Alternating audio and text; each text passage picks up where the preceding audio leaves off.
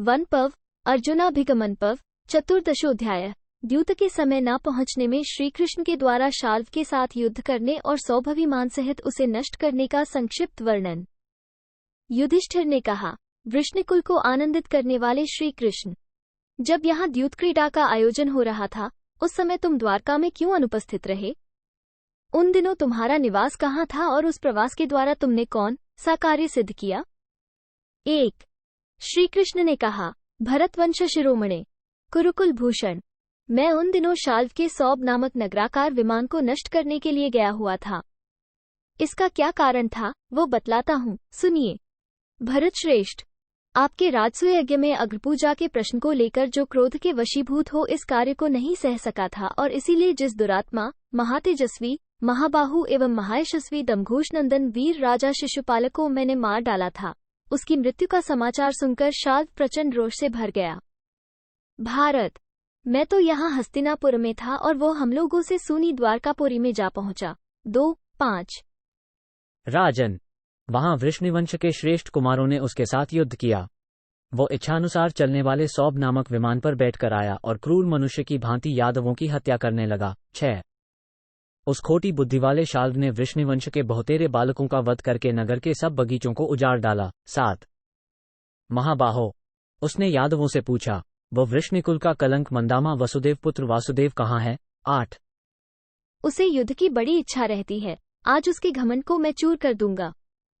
आनत निवासियों, सच सच बतला दो, वह कहाँ है? जहाँ होगा वहीं जाऊंगा और कंस तथा केशी का संहार करने वाले उस कृष्ण को मारकर ही लौटूंगा। मैं अपने अस्त्र शस्त्रों को छूकर सत्य की सौगंध खाता हूँ कि अब कृष्ण को मारे बिना नहीं लौटूंगा। 9-10। सौभविमान का स्वामी शाल्व संग्राम भूमि में मेरे साथ युद्ध की इच्छा रखकर चारों ओर दौड़ता और सबसे यही पूछता था कि वो कहाँ है, कहाँ है? 11।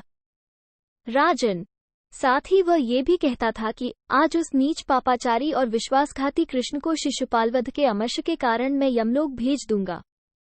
उस पापी ने मेरे भाई राजा शिशुपाल को मार गिराया है, अतः मैं भी उसका वध करूंगा। 12-13। मेरा भाई शिशुपाल अभी छोटी अवस्था का था, दूसरे वह राजा था, तीसरे युद्ध के मुहाने पर खड़ा नहीं था, चौथे असावधान था। ऐसी दशा में उस वीर की जिसने हत्या की है उस जनार्दन को मैं अवश्य मारूंगा। 14। कुरुनंदन, महाराज, इस प्रकार शिशुपाल के लिए विलाप करके मुझ पर आक्षेप करता हुआ वह इच्छानुसार चलने वाले सौब विमान द्वारा आकाश में ठहरा हुआ था। 15। कुरुश्रेष्ठ, यहाँ से द्वारका जाने पर मैंने मार्तिकाव तक देश के निवासी दुष्टामा एवं दुर्बुद्धि राजा शाल्व ने मेरे प्रति जो दुष्टतापूर्ण बर्ताव किया था, आक्षेपपूर्ण बातें कही थीं, वो सब कुछ सुना। 16। कुरुनंदन, तब मेरा मन भी रोष से व्याकुल हो उठा।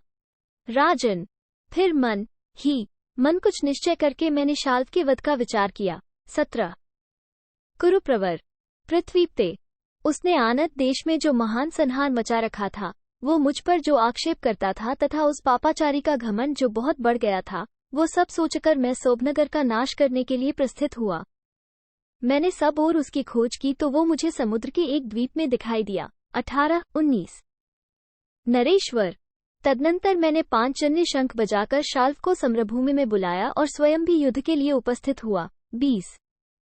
वहां सौबनिवासी दानवों के साथ 2 घड़ी तक मेरा युद्ध हुआ और मैंने सबको वश में करके पृथ्वी पर मार गिराया। 21। महाबाहो, यही कार्य उपस्थित हो गया था जिससे मैं उस समय न आ सका। लौटने पर ज्यों ही सुना कि हस्तिनापुर में दुर्योधन की उद्दंडता के कारण जुआ खेला गया और पांडव उसमें सब कुछ हारकर वन को चले गए, तब अत्यंत दुख में पड़े हुए आप लोगों को देखने के लिए मैं तुरंत यहाँ चला आया। 22।